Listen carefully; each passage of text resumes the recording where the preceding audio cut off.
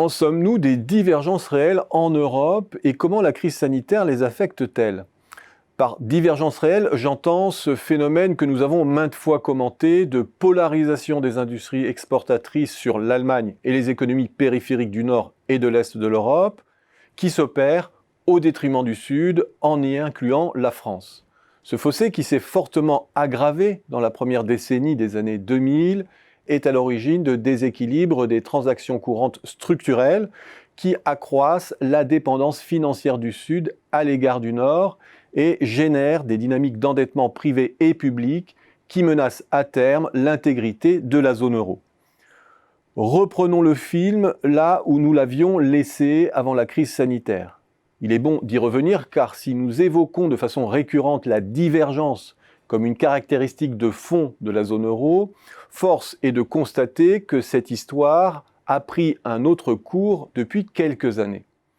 Premier constat, la décennie 2010-2019 a resserré en grande partie les écarts de coûts unitaires qui s'étaient creusés en Europe durant la décennie 2000. Par coût unitaire, on entend les coûts du travail par unité produite qui fournissent une première indication de l'évolution de la compétitivité coût des économies.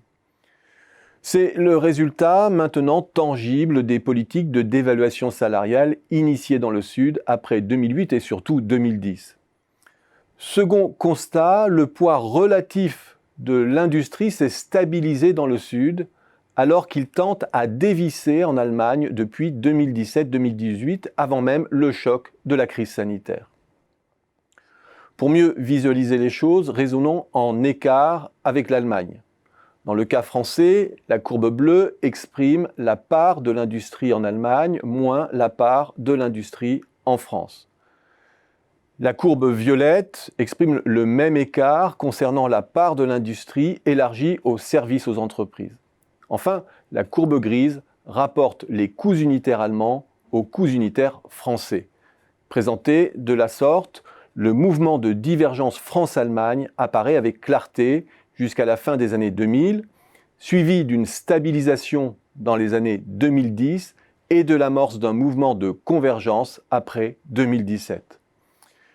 Et l'on peut faire le même constat stylisé pour l'Italie et l'Espagne, même si l'ampleur des évolutions varie d'un pays à l'autre. Trois éléments clés ont joué dans ce resserrement des écarts en Europe. 1. La modération salariale et fiscale du Sud, alors que se relâchait la discipline salariale allemande, qui réduit les écarts de compétitivité et que met en évidence la dynamique des coûts unitaires. 2. La montée en gamme chinoise et les difficultés économiques d'un certain nombre de grands émergents qui mettent à la peine l'industrie allemande sur les marchés sur lesquels elle misait. Et 3. Les freins fiscaux, technologiques et de conversion des standards liés à la transition écologique.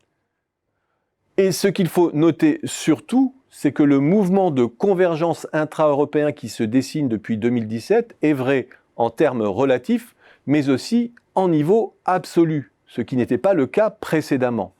Il y avait, avant la crise sanitaire, de vrais doutes sur la santé de l'économie allemande et sur la pérennité de son moteur industriel. À partir de ce constat, que pouvons-nous dire de la suite de l'histoire? La première intuition, c'est que face à la globalité de la crise sanitaire, l'Allemagne, partant de plus haut en termes industriels, a plus à perdre en termes d'exportation et de production. Mais si l'on reprend les éléments clés qui ont agi sur le mouvement de divergence-convergence réelle en Europe, les choses sont moins tranchées.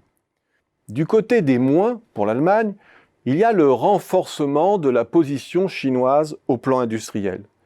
Il y a aussi le dévissage durable de certains émergents, les pays d'Amérique latine notamment. Mais côté plus, l'industrie allemande bénéficie d'un afflux considérable de soutien financier public et d'une accélération européenne en matière de transition écologique et digitale qui débloque le processus tâtonnant qui freinait la dynamique allemande à ce jour. Côté coûts unitaires, la cicatrice plus profonde de la crise au plan macro dans le Sud pourrait pénaliser plus fortement la productivité et réouvrir les écarts de coûts unitaires. Enfin, il y a tout le mouvement de concentration qui s'opère après crise et qui joue en faveur des industries et pays pivots.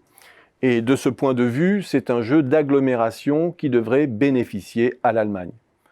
Bref, cette crise pourrait tuer dans l'œuf le mouvement de convergence qui commençait à se dessiner au plan européen et initier un mouvement de divergence par le bas, avec une Allemagne qui ira mal et un Sud qui ira encore plus mal au plan industriel.